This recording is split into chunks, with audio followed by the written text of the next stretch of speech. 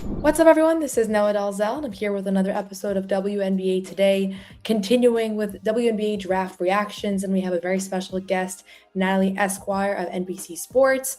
Natalie does some of the best women's basketball coverage out there. And Natalie, you were at the draft. What was that like to be there in person and kind of be around all the players? Yeah, this is my third or fourth draft. I can't even recall. So I think it's the third. It's always great to be there. It's always busy and chaotic, but what a fun time. And just, watching, I mean, I think the first draft that I covered was the Caitlin Clark draft and Angel Reese. And so that was like a really big one, obviously. And it just gets bigger and better each year. Not that like every year it's not good with all the players, but seeing the reaction on social, the way everyone's so tuned in, and even I'm sure we're going to talk about like trades happening on the night of the draft and the way like everyone's reacting in real time. Just seeing that growth happen in real time, it's really amazing to see. Yeah, and I wasn't there this year. I attended in person last year, but I thought the TV production, everything was pretty impressive. Like sometimes I feel like with the expansion draft, I felt like it was a little bit rushed. But yesterday, everybody kind of got their moment, their shine, and it's cool to see. This is a big day, obviously, and it was definitely treated as such. And it was also fun because some years you just know who's going to go number one, you kind of know who's going to go number two, and this year you really didn't know. Like maybe some people had a good hunch, but there was a lot of uncertainty around how the first few picks were going to go. Just starting with like the lottery picks, the first couple picks there. What stood out most to you? Like, or are there any major surprises? I know we talked a little bit about Olivia Miles going number two to the Lynx. AZ Fudd goes number one to the Dallas Wings. I gave my kind of instant reaction last night, but I'm curious from those like top five picks, what stood out to you most? Yeah, well, I definitely after the Minnesota Lynx signed Alana Smith and also signed Jessica Shepard, I felt pretty confident that AZ was going to go number one, even though I kind of always thought she would be number one for them. But Olivia Miles going second doesn't surprise me, like the fact that she's the number two pick. It did surprise me that the Lynx decided not to go for a big, and it just seems like they had a past relationship with her on some level. Cheryl spoke about it after the game. They've talked, they had conversations with her, and it seemed like she's just who they really wanted. So that surprised me a little bit because I was certain Lauren Betts was going to be going there and helping out, because they lost some of their bigs. But that's not what happened. So that did surprise me, and I'm really curious to see what they're going to do there because Coach Cheryl Reeve already said that Courtney is still going to play the one.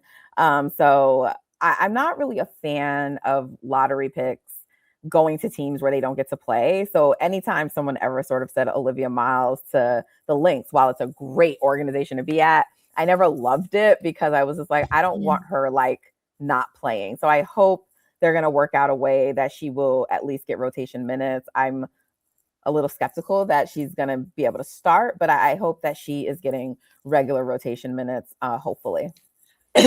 Yeah, I had the same reaction. And even with AZ, like, is she a shoe-in starter for you in Dallas in year one? I mean, who else would? I think they're going to roll out a 3-guard lineup. So I'm thinking yes, because I'm like, I mean, I guess there are variations to that starting lineup that they could have, but I'm not sure what it would be. So I think just her shooting alone, right? I mean, Yeah. she's probably their best shooter right now on the team, wouldn't you say? Yeah, definitely. I would imagine. I mean, if she pans out the way that she has over the last few Right. years. So I totally agree with you though. Like I think there's a little bit of a disservice to the player to draft them and then they don't really get much of an opportunity. And then, how does that impact the trajectory of their career? Like, yeah, I want to see, I think they're, all those top players are poised to be high impact players from the jump in the right spot. So I am kind of curious how it'll go. And then I know we talked about this briefly, but Gabriella Jaquez going at number five. I feel like that would have not been on the table a month ago, but she is maybe the biggest beneficiary of a really good March Madness tournament that resulted in a very good championship game. And we've seen that before. Like we've seen, I think like Sarah Ashley Barker is a good example of a player that raised their stock through March Madness and then clearly panned out as like a good WNBA player from the jump. But how do you see her fitting into this kind of new look Sky team? And when the first four players are off the board, did you have a player in mind that you kind of thought, this would be a good pick for Chicago? Yeah, so when I put out my mock, I had Flau'jae going at 5. So uh, I think in my mock I had Gabriella going at 7 to Okay. Portland, but I did at one point have her going at 6. So that was the highest I ever had her in a mock until I like moved it around a little bit. So I was a little surprised to see her. Her stock definitely rose. Uh, Look, she's a Swiss Army knife. She can do it all, you know. So I mean, she can. I think she's going to be fine in Chicago. I'm curious there too as well how they're going to use her, but like she can play multiple positions.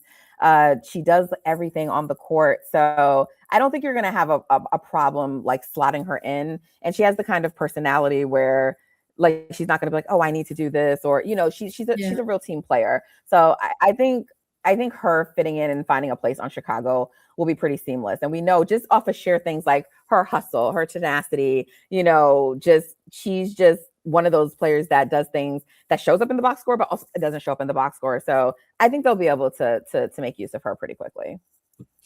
She does seem like a player that could have been drafted to any one of the 50 teams, and like you could Right. get value out of that. Just that's the play style, the kind of player that she is. I think a lot of franchises wanted her to, a lot of fan bases, Yes. seeing how she kind of performed at the highest level. And she's just a very, those hustle kind of glue players are very easy, very easily become fan favorites too. And then I think the big news, if I had to look at like what drove the most traffic yesterday, what was the most highly discussed thing, was the trade that sent Flau'jae Johnson from the Golden State Valkyries to the Seattle Storm. I recorded my reaction before that trade even happened, and I was like, I love Flau'jae in Golden State. This is great for her brand. They needed like a bucket getter, and then they make this trade. What was your initial reaction when you saw that? Oh my gosh. Listen, I have very varying feelings, right? Because first of all, I was like, okay, it's getting a little crazy now. Why hasn't Flau'jae been drafted? I know her final season was a little down, but I'm like, we've all seen the talent. We know what she's capable of. So I really was like, she shouldn't be falling, any lower than this. So one, it was just me kind of like, when is she getting drafted? So okay, fine, they pick her. Then it was surprise because I honestly, candidly, didn't think she was a Natalie Esquire player. So I didn't think that they would draft a player like her. So then when they did, I was surprised. Then it was excitement because, I cover the Warriors, and as a result, I do obviously cover the WNBA at large, but a lot of my following are Bay Area followers. So I'm like, oh, I tweeted like the Bay is gonna love Flau'jae, and I'm like envisioning collaborations with E40 and Too Short. I'm like, oh, this is like so great for like the culture. Like I'm just so hyped. And then we get the news that she was being traded, and I was annoyed, to put it lightly. That's also what I tweeted, and that kind of blew up. I was like, this trade annoys me. So before I heard any of the explanations, the rationale, anything, I just I couldn't understand the move. And then when I learned what she was traded for, I still honestly, quite frankly, don't get it. It doesn't make a lot of sense to me. Obviously, it's on one hand, I don't think anyone's above criticism, but obviously, based on the season that the Valkyries had last year, they have a very good and competent GM. But even if you didn't feel like Flau'jae was right for your team, I feel like they could have gotten more value for her. I just think that they could have executed on this trade differently. So even with all the explanations that have now been provided, maybe I'm just still mad that they did the trade, but they don't kind of pass the smell test for me. Yeah, and it's a weird one because you're trading a number 8 pick effectively for 2 second-round picks. You would think that you could get better value for that. I don't know, maybe sometimes, we on the outside think that there's value to certain players or certain picks that maybe there actually isn't, and that's what we're missing in our analysis. I had the same reaction with Angel Reese and her being traded for 2 firsts. Like, I was dumbfounded by that, and to me, I would imagine you could get much better value for that for her, but maybe you can't. Like, I don't, it's hard in the seats that we sit in. I will say this though, the what really raised my alarm bells regarding this trade was the press conference that took place afterwards, in which she basically deflected any questions around the transaction and also Right. said, I've been exhausted. We have to pick carefully our words when talking about how our humans would fit or wouldn't fit in the squad. Like, I've covered a lot of press conferences. I've covered a lot of both on the NBA and the WNBA side, that was a peculiar way to go about it. And you're only going to add more fuel to things. I agree with you. The Valkyries have done things really well in their first couple of years. I wasn't sure about their draft and their direction last year when things got started. Like when I looked at their expansion draft and draft night, I was like, oh, the team's not be very good. Obviously, they exceeded every expectation, so I give them the benefit of the doubt. But messaging is important too, and I didn't think that having that be the initial message only going to fuel speculation around like, oh, did they? Like I saw stuff with people being like they didn't like Flau'jae's like post draft speech. And it's like, sounds like an insane concept to me. I doubt very much that had anything to do with the trade. But when you have a weird press conference like that, you're fueling that type of speculation. So it's important to go out there and have like a tight message.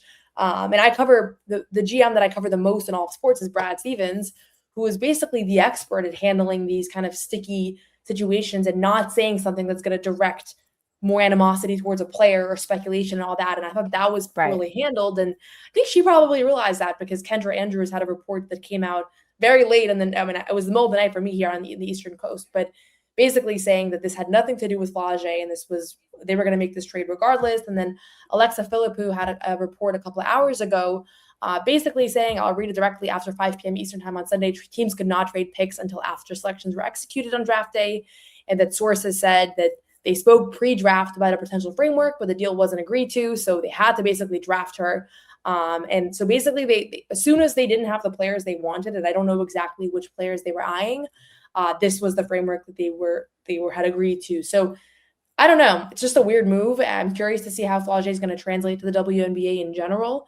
But just the way that was handled, that's not a very typical situation, right? Like, we had talked about, I still have not found when the last WNBA draft trade was, but that is not a typical thing, especially with a high profile name like that. Like she was one of the biggest stars of the class, regardless of whether she is one of the best 3 prospects. Like she's one of the biggest names, that's for certain.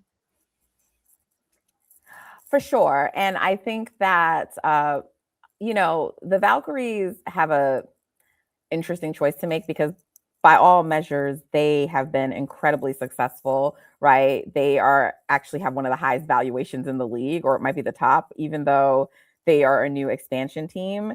And they're affiliated with the global brand of the Warriors. So those are all positives.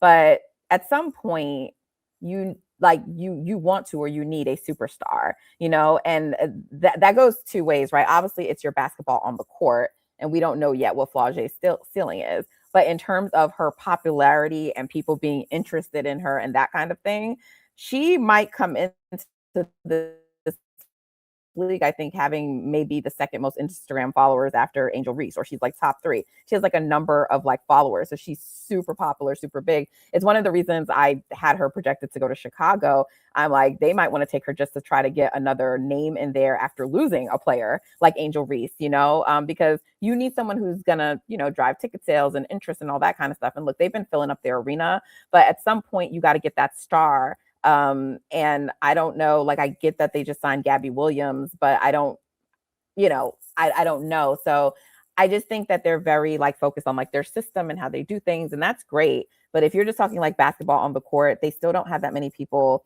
on their team that have a skill set like Flau'jae, like, creating their own shots. I mean, you have Veronica Burton, but they're sort of limited there. And we saw that play out like in the playoffs. So, maybe just Flau'jae wasn't the right player for them, but I do think from a basketball standpoint and just other things as they continue to grow, I do think it's something that they need to think about and consider. Just want to give a quick shout out to our friends over at PrizePicks.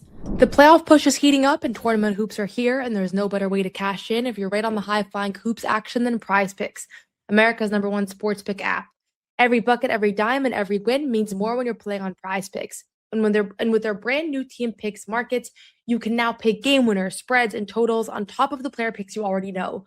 So cash in if you're right during all the clutch buckets, slam dunks, and Cinderellas this spring with team picks on PrizePicks. PrizePicks is so fun to use. It's so simple to play. I won my first pick. You can pick the winner straight up on PrizePicks. Who is going to win the next big basketball game? Who is going to win the fight? Back your takes with real money. Team picks are available now in 35 states, including California, Texas, Georgia, Washington, and more. It makes it super easy to pick game winners, spreads, and totals all on PrizePicks. Download the PrizePicks app today and pick your first game winner, spread, or total as the playoff push rolls on, and get $50 in daily fantasy lineups when you play your first $5 lineup when you use code CLNS. That's code CLNS to get $50 in daily fantasy lineups when you play your first $5 lineup. PrizePicks Predict is a registered FC app offering team picks and culture picks as event contracts. Trading involves significant risk. Not for all. The content provided is for information and educational purposes only and does not constitute investment advice, a recommendation to trade any commodity interest, or an offer to open an account. CLNS is not registered with the CFTC or NFA. PrizePicks Predict does not endorse or guarantee any statements made by third-party promoters or influencers. Please consult with a qualified professional before making any trading decisions. Natalie, from draft night, anything else just jump at you? And, I know being in the building, but any other players that you were surprised, got drafted lower, didn't get drafted, or any players you thought kind of just the fit surprised you? Like, what were your kind of other major takeaways from just being there?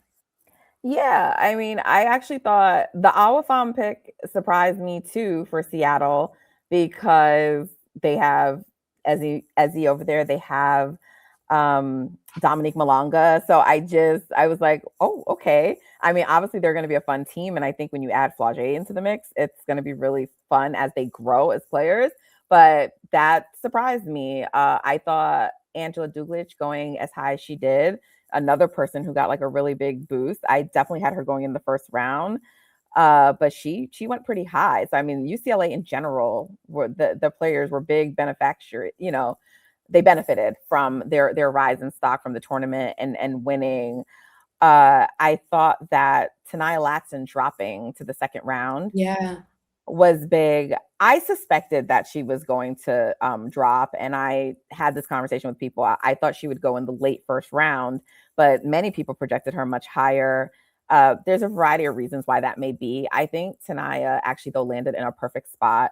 She's going to go to the Spark. She's going to get to play behind Kelsey Plum, right? And she was a part of Kelsey Plum's dog class. And, I think learning behind Kelsey is like the perfect player to learn behind. And so while I do think that she dropped a little too low, I think the Sparks got great value for like where they picked. And I think she's going to be, really good. So that one was a surprise to me. There were some players too that didn't go drafted that surprised me. So Old Acre out of Texas. You also had Reagan Bears not being drafted at all. That was so surprising.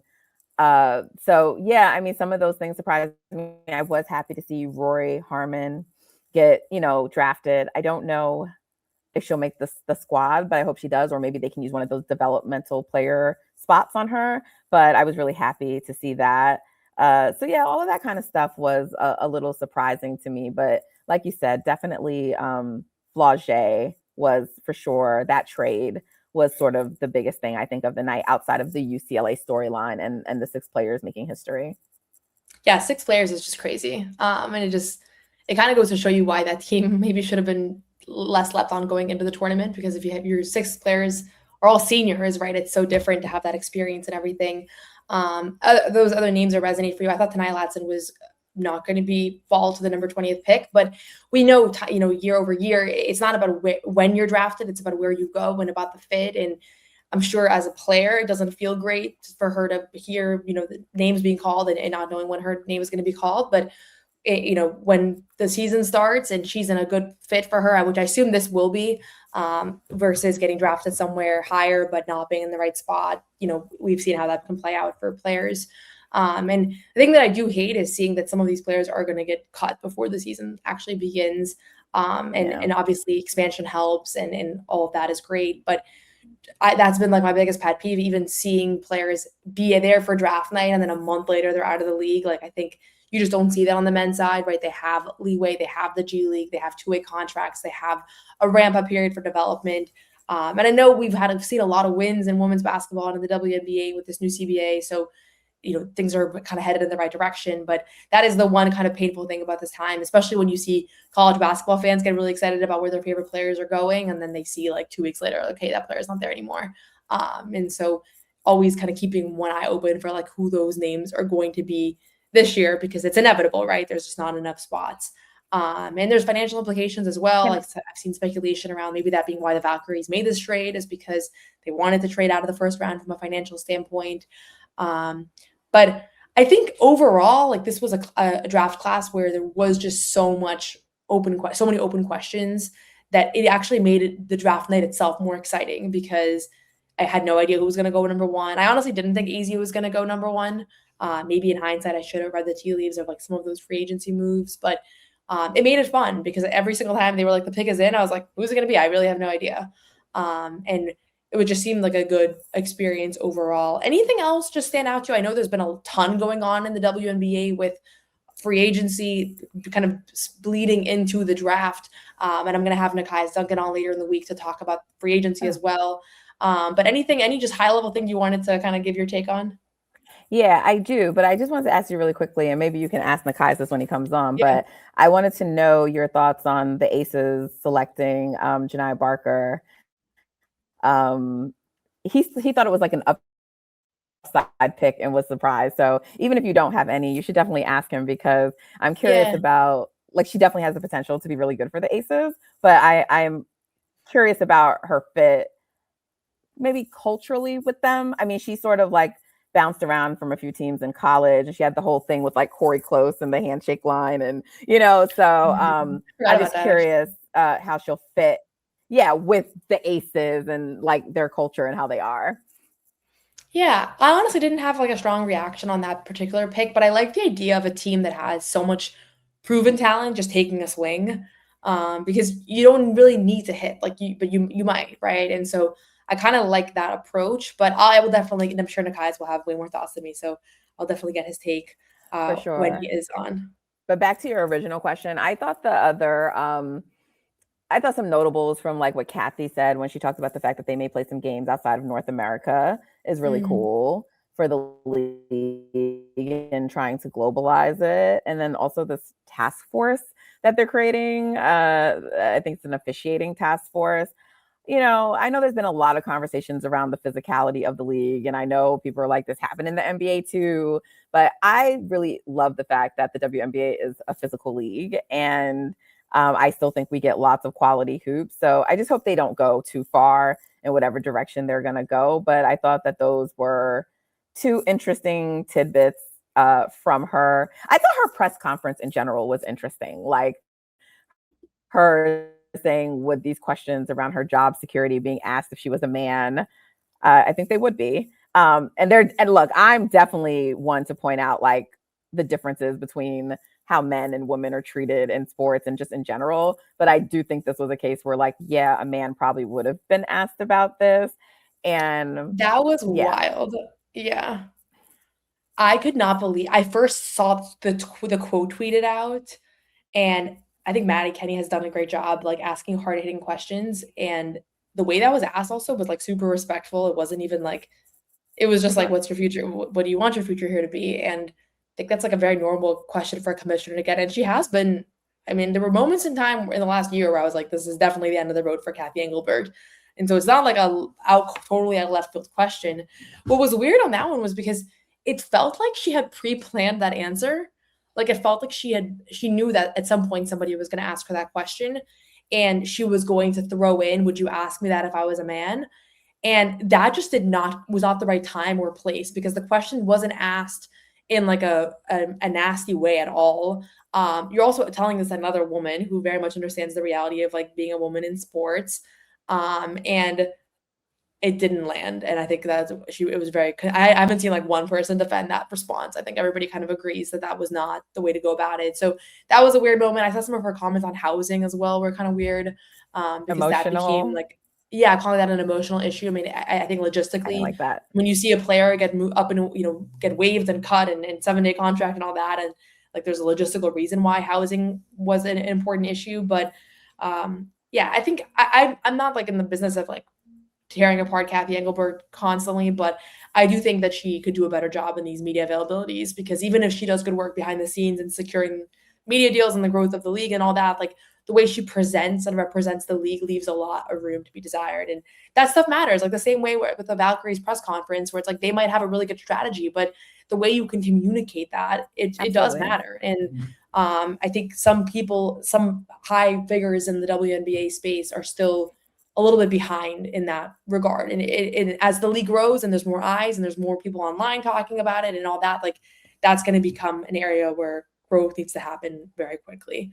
I think that's an excellent point. I was like, the WNBA players, the executives, everyone is gonna, like, I would say, like, they've had a period because there wasn't as much media covering it and there wasn't as much interest and whatever you want to call it.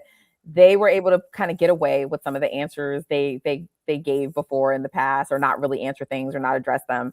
And you don't have the rope to do that anymore. So, you have to be better with the communication. The last thing I'll just say, I saw, I believe it was a post from you, sort of like when she kind of talked about, again, the whole moving the Connecticut Sun and saying, like, nobody in New England bid on it. Pissed. And I'm just like over that. Like, I just need the conflation of relocation and expansion to stop. This was never a thing. And I feel like I'm being gaslit. I just don't like that. No, that's good. Let's close on that topic, because I do feel like it's worth touching on. The amount of times that she has said nobody in Boston made an expansion bid, why would someone make an expansion bid when there was a team that everybody knew was going to be up for sale, that is an hour and a half from Boston, that is part of NBC Sports Boston. They are in the same media market. They played at TD Garden. Like, they are Boston's team. That was how it was pitched, right? It's New England's team. Why would anybody think you can make an expansion bid there? It was everybody I've talked, people around the area that wanted a team knew that the opportunity to get a team was going to be when the Sun were up for sale.